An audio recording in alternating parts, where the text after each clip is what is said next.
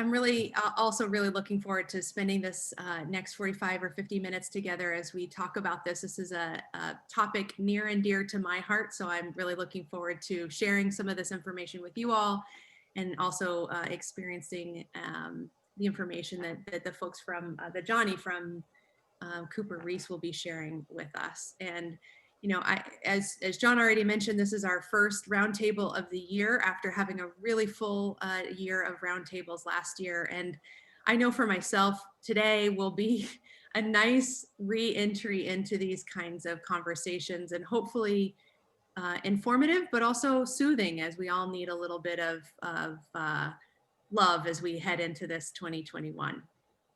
So on that note, I'd love to be able to spend some time at the beginning of this presentation just talking with you all about what we actually know about something that is really pretty intuitive for most of us. So some of the things that we might include in this conversation about nature and the benefits of health, in particular mental health on nature, is not necessarily breaking news, because I think a lot of us have experienced this personally, but it's really important to know that this is really truly founded in research. And there have been researchers, especially since the 60s and 70s, both in the United States and around the world, studying something that we've known for generations and hundreds of years, that there's just something about the benefits of nature. And so we know that lots of cultures around the world, lots of traditions of science and philosophy and poetry and religion and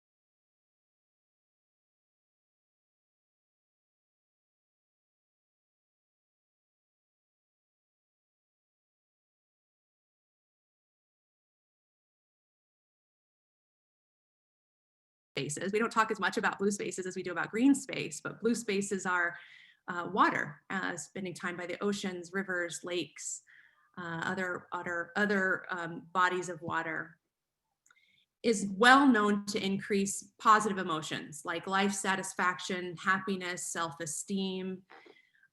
It decreases negative emotions such as depression, anxiety, stress. You all have experienced this in your personal lives, I hope. Our clients have often experienced it, but to be able to put a fine tune on how we can integrate these nature experiences into treatment is really important. In particular, a lot of the research that scientists have done over the last 30, 40 years has identified that in part stress reduction happens when people have access to nature. But in addition to stress reduction, it's also improved attention. And we know actually those things go hand in hand. As you get more stressed, you are less able to pay attention to the things that you need to pay attention to. We all know this as our days get busier and we forget things, or we lose words, or we lose our train of thought, or wake up in the middle of the night thinking of something we forgot to do during the day. So being able to reduce our stress always improves our attention, and nature has a role in doing that. As I'm talking about access to nature, it's really interesting, and this is something that has been studied in the last 10 to 15 years in particular, and something that's really helpful for those of us in urban environments. But you know, there's an idea that nature means, you know, the pure wilderness of the forest, or very far away from cities. But what we found is that access to nature includes urban green spaces. We're really fortunate, we'll talk about this a little bit later in the presentation, but in New York City to be close by Central Park, and also in Washington, D.C. with the mall just a few blocks away from us, and Rock Creek Park as well, which is the largest park in the D.C. area. So urban green spaces count, but what also counts is windows. There's been some really interesting research about just looking out the window to green space or to nature or blue space has similar impact on people's well-being. And even images of nature help people feel healthier. They help reduce stress. They help improve attention. They help reduce physical pain. There is an interesting foundational study about images of nature years ago that studied patients in a hospital setting, an inpatient hospital setting, after recovering from surgery. And patients who were in a traditional hospital room with nature imagery on the walls, on the TV, even a curtain with a picture of nature on it, reported overall lower pain levels than people who had no access or view of nature, or even images. So this is a really powerful tool when people are suffering in many ways. I also put here, just in parentheses, calm.com. I think a lot of people know about calm.com or the Calm app. It was one of the first really large, widely used mindfulness apps when mindfulness apps got really popular about 10 years ago. And if you've ever been to the website of calm.com, or if you pull it up on your phone, the first thing that you see is a mountain lake, and you see peaks of the mountains, and you see the lake there. And you can choose many different images on calm.com of, you know, a rainforest or an ocean. And they do that for a reason. There's evidence behind it that says just taking a minute to look at nature images and breathing will really, really help. And so one thing that I share with people when talking about this, I often keep calm.com as a tab open on my browser. So if I need a little bit of a break, a 30-second break in the middle of my day, I can just navigate over there and just breathe or just look at nature, especially helpful when sometimes out of the views out my windows are not so peaceful. Also important that research has found that, of course, there are benefits to exercise, and people often exercise in nature, right? So you can think about taking a walk, going for a hike, going for a bike ride, taking a jog. Those types of things happen outside, and they often happen in areas where there's green space. We know that exercise lifts mood and helps regulate emotions. And we know that exercise in nature has an even stronger impact on emotion. So if you take the two together, the benefits of nature and the benefits of exercise, and utilize them as a double whammy, you're really going to get double the benefit of both of those mood regulating experiences. Because we know that images of nature help people feel better and feel less stressed, we thought we'd just give you some gifts during this talk. And so I couldn't have a conversation about the benefits of nature without some kind of nature imagery. So this is a photo I took in Colorado. I'm fortunate to have spent a lot of time in the Rocky Mountains in both Wyoming and Colorado. And actually, I can't remember what mountain this is, but this was a hike I was on with some family members and took this photo. It's one that I look at a lot because I love it. But I just want to share this with you. Just take a minute, actually 15 seconds, and just spend some time. What does it feel like for you as you look at this image? What came to mind when it popped on the screen, when we went from a traditional PowerPoint to an image like this? One of the things that I think we'll do during this time is, as we have these moments where we can just take in the imagery, I'll ask you to just jot down what stands out to you. How does it feel? What are the things that come to your mind when you see this image? What do you notice? Do you notice the clouds, the shadows? I like the little yellow wildflowers down by the path in the bottom of the image. Take a minute just to notice what comes up for you, or how you feel in your body, or the memories that come to your mind. And you can jot them down on a piece of paper, or just remember them, or if you'd like, and share them in the chat. And at the end of this conversation, it'd be neat to be able to just hear what people think of and experience when they see these images. So on that note, we'll transition back to more slides, but as we have minutes to look at images, just reflect. So we talked a lot about what are the specific things that our takeaways from the research with reduction of stress, improved focus and attention, reduced depression, reduced anxiety, improved self-esteem. There are some things that researchers haven't yet been able to put their finger on, but have been well supported through the years of people's experiences in nature. So we're still working on trying to quantify, what about these other components of nature and of access, imagery, urban green space, time in the wilderness.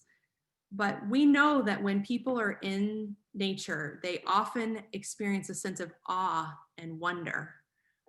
If anybody's ever gone to the Grand Canyon is awesome. When you stand on the edge of the Grand Canyon, that's the best word that comes to mind is awesome.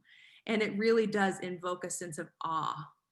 What is that? And how does that benefit is something that we're still trying to quantify, but it's obviously well experienced through many people, a shared experience with many people. It's interesting, researchers are actually talking about some mystery benefits, as they call them, from exposure to nature. There's lots of research, like we talked about the benefits of exercise. We already know exercise regulates mood and reduces stress. We know that those are similar when it comes to spending time in nature and with green space. But what researchers are finding is actually there's more than the sum of its parts when they start to look at well-being and the relationship with nature or exercise. There are things like physical benefits to biodiversity that protect us from illnesses and things like that. So when you take all of those things discretely and then measure additional well-being factors, they start to figure out that there's actually mystery benefits that add on even to the physical benefits of being in nature. We also talk about the benefits of perspective taking in therapy and in programs like the Dorm and Cooper Riis and many other therapeutic experiences. One of the core skills that we teach our clients is to try and take some perspective. And perspective is something that people talk a lot about when they spend time with nature. Even that picture I showed you of those mountains in Colorado really helps people think about, what is my place in the world? Do I feel small as I walk that path? Do I feel connected to nature? Do I feel connected to other people?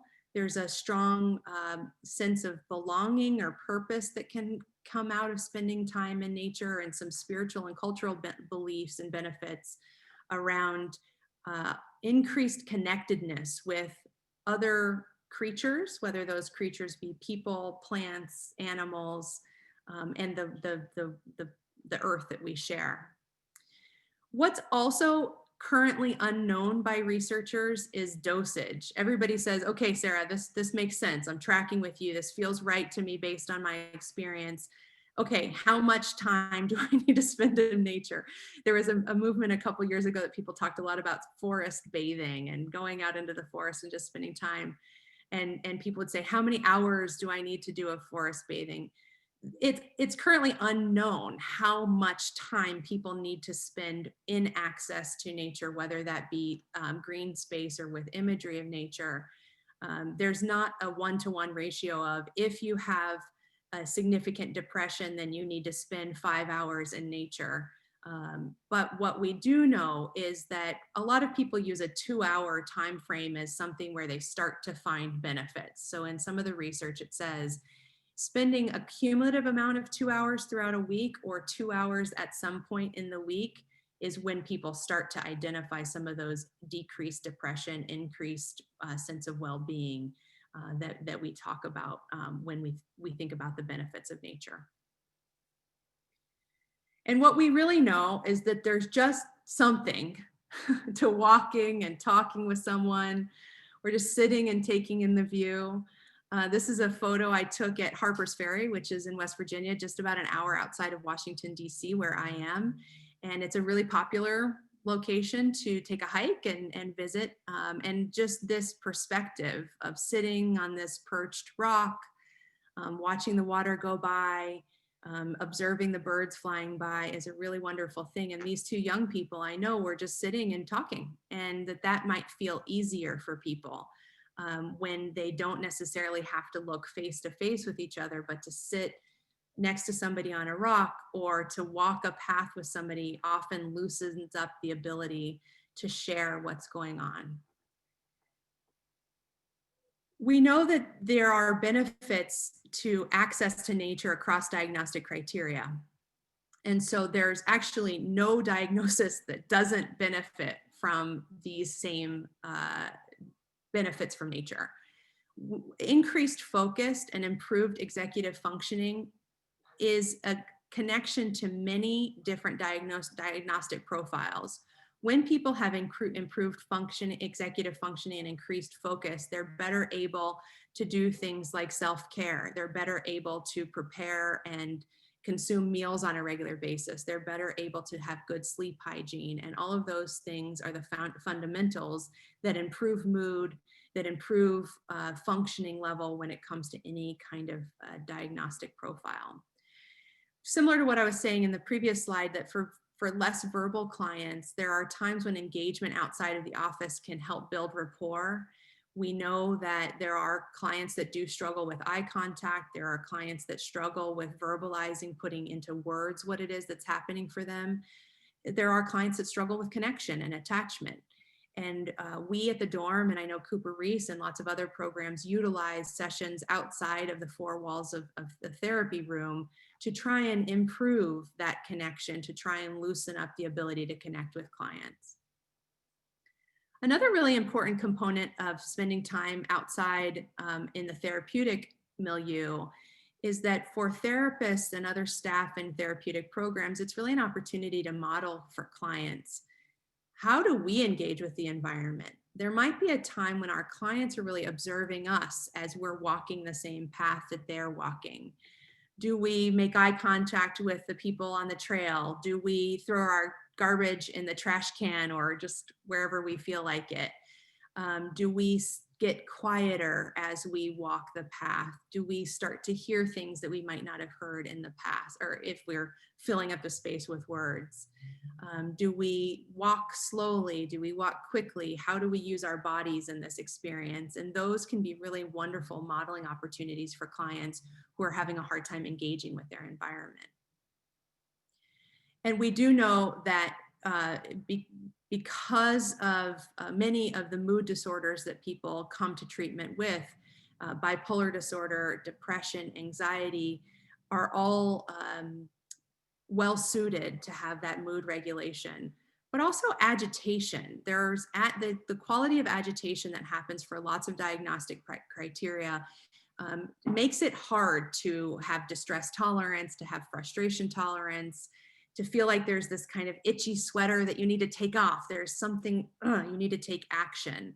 And so to be able to be in a space where there's that nature and the natural soothing can start to help reduce that agitation. John alluded to this at the beginning, but the question always is, but okay, this is great, but the dorm is in the middle of New York City and DC. You're an urban program. We understand this for wilderness programs or programs in other places like Cooper Riis and Asheville and on the farm. But what about the urban setting? And it's really important for us to recognize that even though we are in the urban setting, we too need to prioritize access to nature for our clients and integrate this into our program. And actually the foundation of the dorm, and John can speak to this more specifically in the Q&A, but to tell his story a little bit is, looking at all the wonderful things that are happening in wilderness programs and programs in more rural settings, and then bringing that back to New York City and saying, why is the therapeutic experience in New York City only happening in the four walls of a room where there's maybe no windows or no natural light, or sitting on a couch in a very traditional or conservative psychotherapy type of way, and that doesn't actually work very well for many young adults. So part of the founding experience of the dorm was really saying, we want to be able to bring our therapeutic experiences outside of the four therapy walls. And that includes things like grocery shopping and adulting and job hunting and things like that. But it also includes, how do we engage with our natural environment? So we are fortunate to be literally 2 blocks from Central Park in DC and Riverside Park, or I'm sorry, in New York, and Riverside Park in New York City as well, and Rock Creek Park in the mall. And it is something that we absolutely integrate into our experience at the dorm. And you'll see some pictures here. Those of you who have been to DC and New York know that Central Park is a magical place. This particular picture is a nice juxtaposition of the urban and the wild, but there are places in Central Park where you can't see a building, and that's not that far away from our front door of the dorm. The way that we utilize the access to nature and integrate this into our program is really through a variety of ways. So we do take clients on outings, and we have field trips. We have been to beaches, we've been surfing, we've been hiking, we've been even to things like the aquarium and places like that where there's absolutely an ability to engage. It also helps with social programming, you know, to go on a walk together, an urban walk. We have a walking group each week where we just walk around town. And that might mean we head towards green space, or it might mean we walk around the urban environment. We also participate in community events. As you know, DC and New York have a lot of social activism and opportunities to gather together as a community. And we participate in that, even if it's sidewalk chalking while we're outside. We are still seeing the trees that grow in New York City and DC. One thing that's really specific that we do is when a client is struggling with isolation, maybe they don't have scheduled programming on a Saturday, but we know that they need to get out of their apartment. We'll ask them and require them, listen, take a walk, and I want you to take some photos on that walk and text them to me and tell me what you find. Find something interesting on this walk, observe something and take a picture of it and let me know what it is, and practice that mindfulness and engagement throughout their experience. And then lastly, to talk about our partnership with Grounded, which is a planterior design opportunity, which is that we invited these folks to come into our offices and take a look at how we can integrate more greenery into our spaces, our physical spaces in our clubhouse. And so we know that having live plants makes the space peaceful. It refreshes the environment with oxygen, and has a lot of really beautiful benefits. And the folks at Grounded recommend in particular this ZZ plant, which I won't go into too much now for the sake of time. But when you get the slides, if you want to learn how to take care of the ZZ plant, this is the gift from Grounded. And just lastly, you know, before I pass things on to Johnny, I wanted to really highlight a recent study that is looking at the benefits of green space, in particular to the COVID-19 pandemic. You might have experienced this personally, and I certainly have, but the desire to spend time in nature and the ability to do so since we've been home has been dramatic. Lots of the national parks and other parks in the United States have identified that visitation is increased.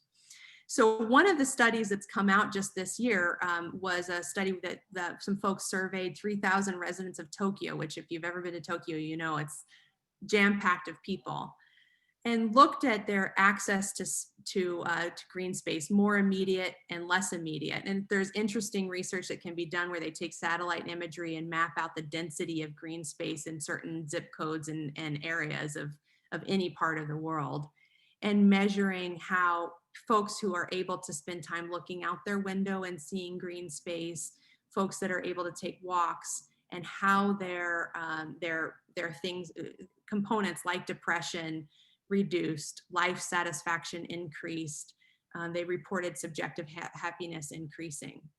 One really important thing that came out of this study and other studies is that there's some real benefits to multi-sensory experiences where you're using all 5 of your senses. And people are finding that being in nature actually is just the right sweet spot of stimulation. that we know people get overstimulated and understimulated, and that there's a lovely experience when listening to bird song, when smelling the fragrance on the wind, when feeling the warmth on your skin. Those multisensory experiences in nature are engaging, but not overly engaging. And so it allows for some grounding. And those of you who are familiar with that 5, 4, 3, 2, 1 grounding exercise, which is name 5 things that you can see, or 4 things that you can touch, or 3 things that you can smell, is something that can be really naturally done out of doors.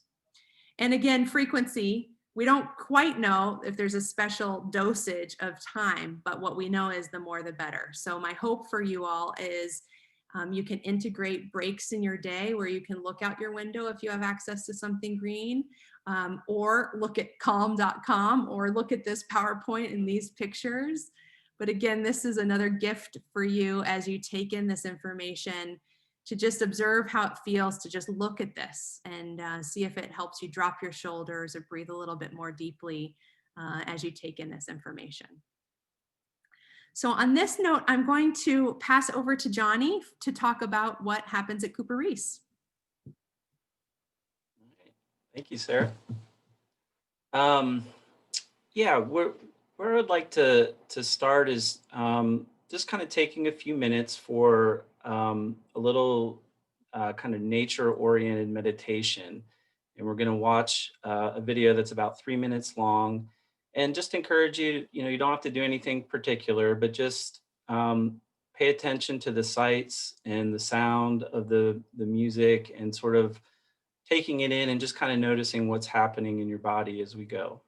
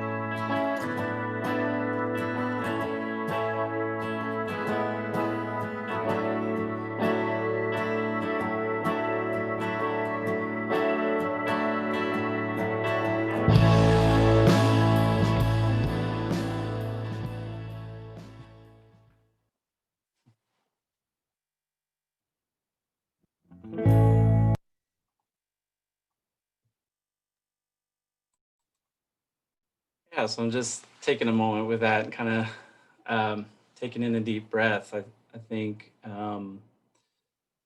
there's a lot of power in those images and just our experience and connection with nature. And that's an important kind of aspect of what we do in the environment at Cooper Riis. Those images are from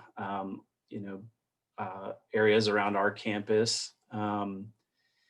And we have different levels of programming in our kind of most intensive levels and a little bit more urban environment in Asheville. And then we have our farm campus. And then we have houses throughout the community in Asheville as well for our step down program. And in all those areas, we really try to incorporate natural elements as much as possible and really honing in on what creates kind of a nurturing environment for people. So I'm excited to be here today and to kind of look at this topic with you all. And where I want to kind of start is kind of getting a little bit of perspective of what our goal is, and then looking at where nature and how we incorporate nature and where that fits with the recovery process. So to start with, I just want to share something from Patricia Deegan. She's kind of a pioneer in the recovery movement, and she gave a talk. I think it's been probably over 30 years ago now.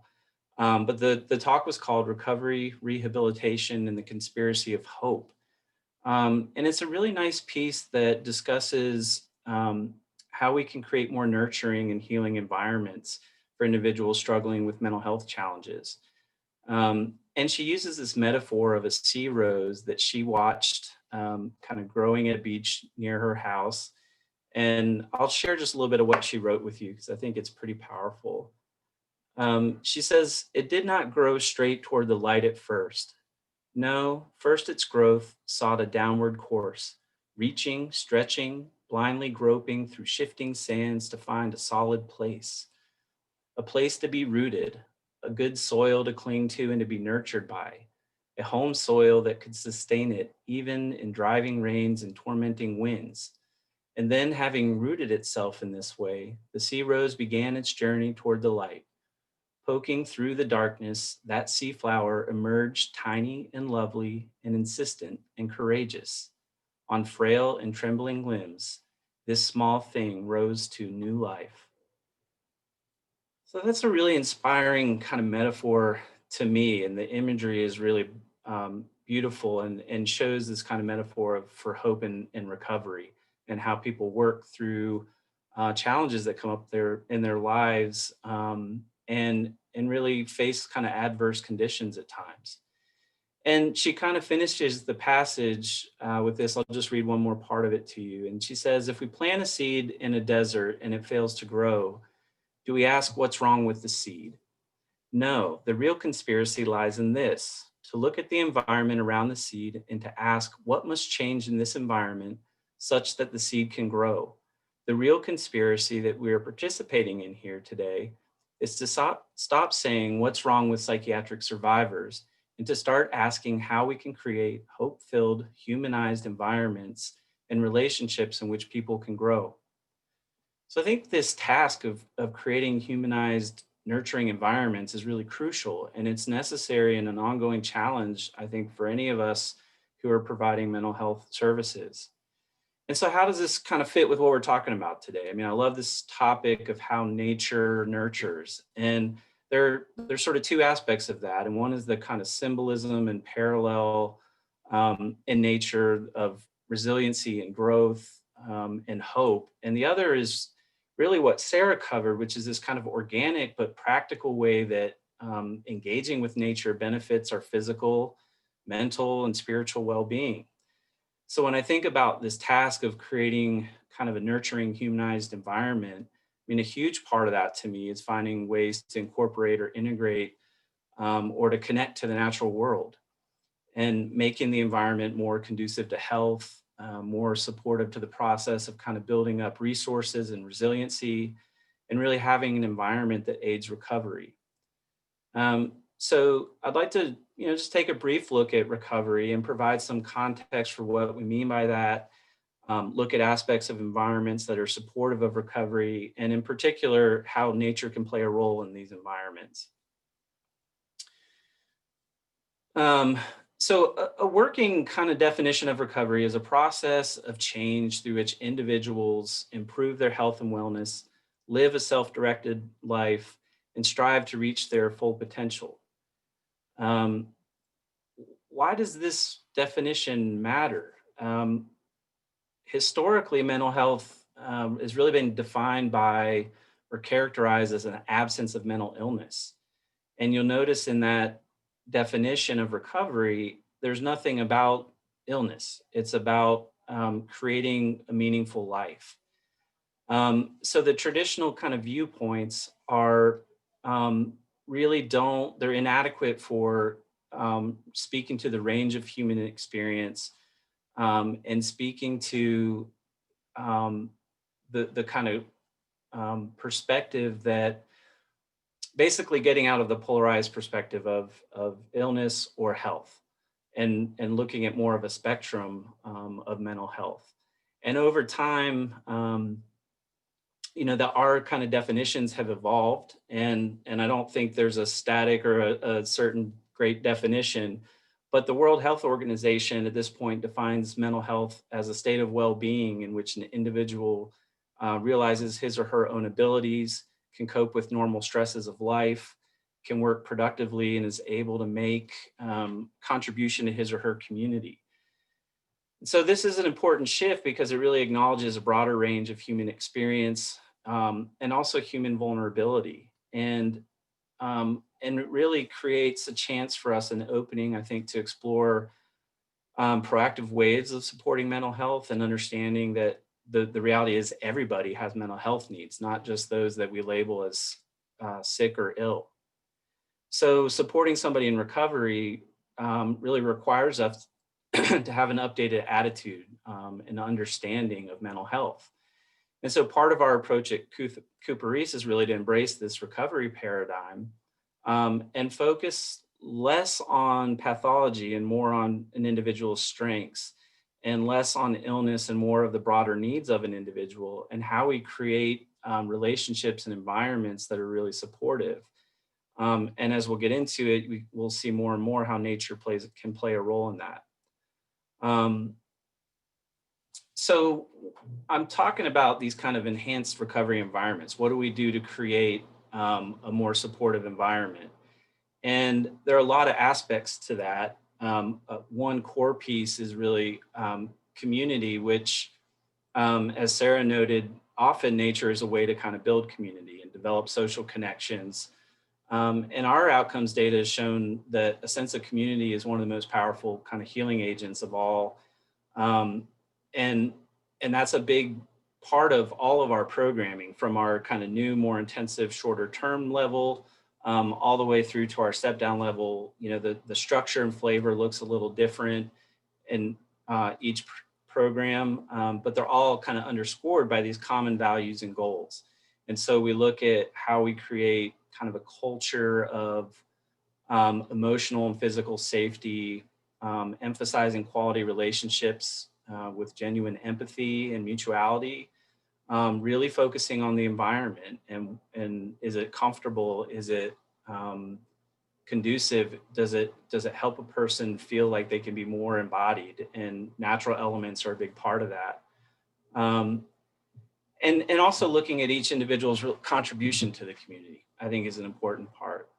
And so, there are a lot of ways to incorporate natural elements.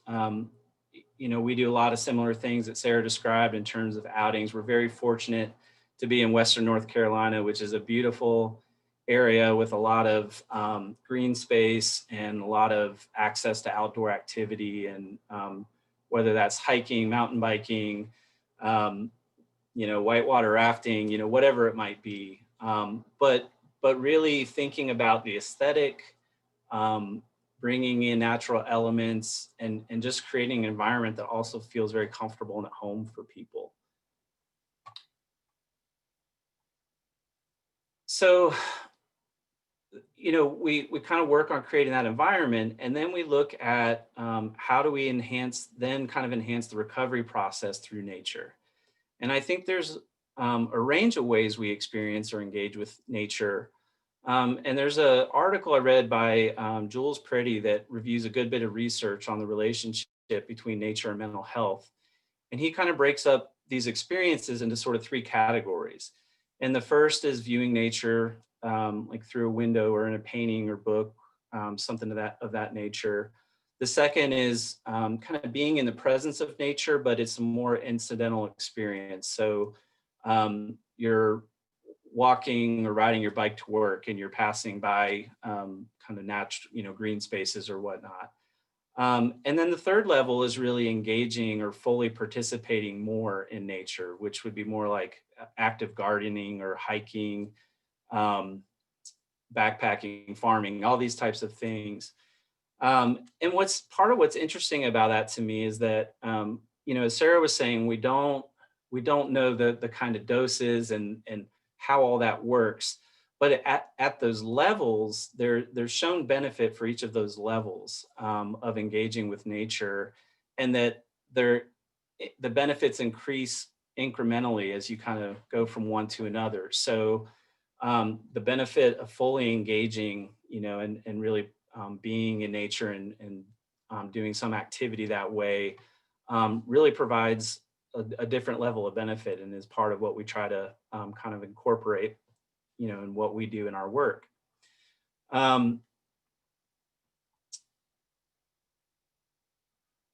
So there are a number of research benefits as Sarah went through, and I won't go into depth on all that because she did a wonderful job kind of covering the research and literature there. But what's clear is that there is this benefit to our physical health, like improved immune systems, improved nervous system functioning, and improved mental health, emotion regulation, improved cognitive functioning, mood, motivation, reduced stress, decreases in aggression, increases in social connection. So there are definite, there's this definite therapeutic value in looking at, where is that missing in a person's life, and what are ways that you can bring that in, particularly in times that are more challenging. And so looking at kind of how we integrate that more into the process and how do we enhance the environment, as I've been talking about, it's really imperative to create these nurturing environments, and nature's this essential part of that.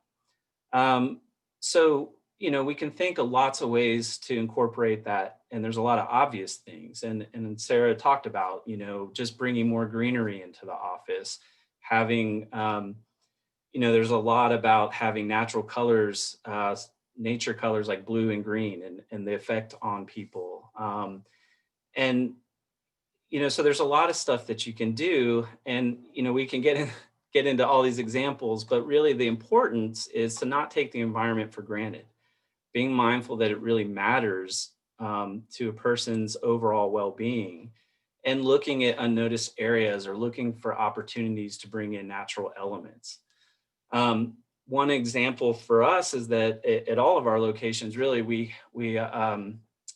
try to make the environment beautiful, calming, and bring in a lot of natural elements. And we have gardens at all of our locations. And my wife, who also works at CooperRiis, has been a garden manager with us. And I asked for some reflections of her time working with residents and their experience. And I was going to try to kind of relay those to you, but she wrote these beautiful reflections. So I think I'll just read it, because I'm going to bungle it up, and she did a beautiful job. But here's one example of working in a garden here in our Asheville location. She writes, Jeff worked with me in the garden at 85Z. He had a quiet voice, and most of the time seemed to be hiding inside his hoodie. In the fall, we were tilling the garden beds to prepare for winter. As I demonstrated how to use the small tiller, he stood off to the side watching. He had shared with me previously that his gardening experiences were nil prior to coming to Cooper Riis. I stopped the tiller and asked if anyone wanted to give it a try. No response, which wasn't all that uncommon. I asked Jeff if he would take a turn. He slowly stepped forward, introducing his very clean tennis shoes to the damp, clingy garden soil.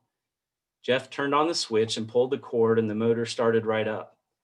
At first, his body was stiff and he held himself so far from the tiller that it looked as though they both might tip over. The soil was turning though, and he stuck with it. I turned away to give him some space and give direction elsewhere. When I turned back, Jeff's body was different.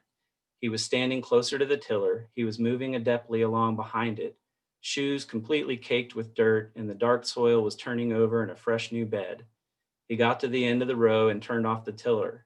His face was bright and he was standing up. His hood was down. He didn't say much, but was obviously pleased.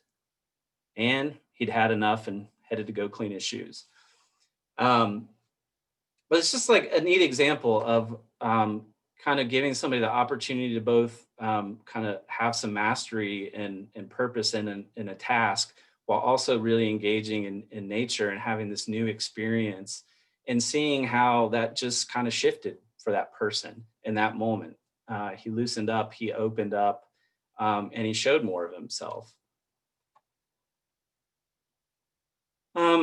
Also looking at kind of how we enhance the therapeutic experience,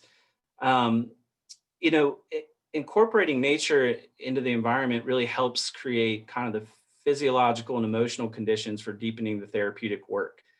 For in my mind, I kind of had this analogy I came up with, like with mountain biking, like you have to keep your chain greased, lube your chain, or it gets kind of full of grit and the chain starts to rust and you have a lot of resistance and it can't operate. And so lubing the chain kind of helps clear away the dirt, keep the rust off and keep the chain functioning. So you're priming the chain. And in a sense, we can use nature and natural elements as a tool for sort of priming. We know that it reduces stress. We know that it helps with emotion regulation. It helps with cognitive functioning, attention, memory. And so it can help be a primer for the deeper therapeutic work that you're doing as well. And I know I need to kind of wrap up here. I'm going to share one more reflection that Colette wrote that just shows the power that can be had when we're working with the natural world and the sense of purpose that can come with that. So she writes, Kim was a resident at the farm who surprised me by choosing to join the garden crew. She was quiet, serious, from the city, had dreams of becoming a nurse. She didn't often share much about how she was doing, nor did her facial expression or body language give me much information about what she enjoyed or didn't while working on the crew. She just did whatever was asked. One morning when we offered the list of tasks, she chose harvesting asparagus. It was a fairly small daily task at that point in the season. She knew how to do it, where to find the tools, and that she could handle it alone. So off she went with little more thought from me. Then the next day, Kim didn't wait for me to go through the line of residents waiting for a task. She piped up and said, I'll have the asparagus, and off she went. Now, there were definitely tasks that were clearly appealing to most, like harvesting blueberries, and not appealing to most, like weeding Bermuda grass from beneath said blueberries. But harvesting asparagus was kind of a meh task. So Kim didn't have to share this with others too often, and it soon became kind of an inside joke with the crew. And as she would check in and head out to get the asparagus, no need to wait for the list. It wasn't something any of the staff gave much thought to, but Kim wrote me a letter sometime after leaving the farm. She mentioned how much she appreciated being able to do that task daily. And it was a seemingly small thing, but it was her contribution to the community. And it was something new she had learned to do. It also afforded her time alone out in the fields. She noticed the dew on the asparagus ferns in the mornings and enjoyed searching among them for small prized spikes of asparagus. I don't even know if Kim liked to eat asparagus, but the experience gave her a sense of groundedness, purpose, and connection. It became sort of symbolic of her time at the farm. So I just think that's a beautiful example of how incorporating natural elements and community and purpose and relationship really goes a long way to creating a humanized environment and creating an environment where people can really thrive and kind of have these restorative experiences. So that's what I got. Thank you.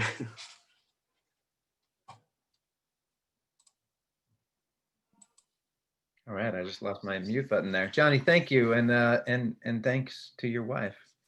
Yeah. For delivering such an incredible representation of how the environment can really lead to some of these shifts that you both reflected on as well. Thank you, Sarah Harte from the dorm, for joining us in that conversation. So I know we have just a few minutes before all of us need to jump into our 4 o'clocks, but I wanted to pause and give anybody a second to jump in with questions, with reflections. By the way, thank you, Anne and Gina. I was also singing along with the Sound of Music comment, and the picture makes me want to be in the middle of it, walking towards the mountains. So thank you for those comments. So I'll pause and feel free to unmute yourself and jump in.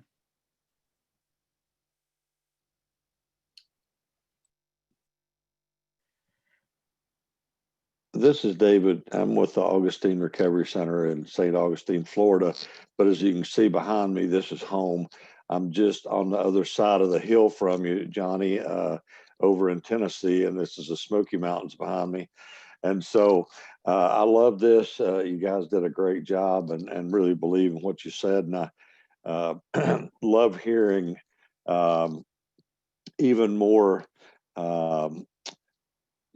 city type programs being able to incorporate real important in these green spaces. And I'm real happy to hear that you all are able to do that. I think it's really important for people.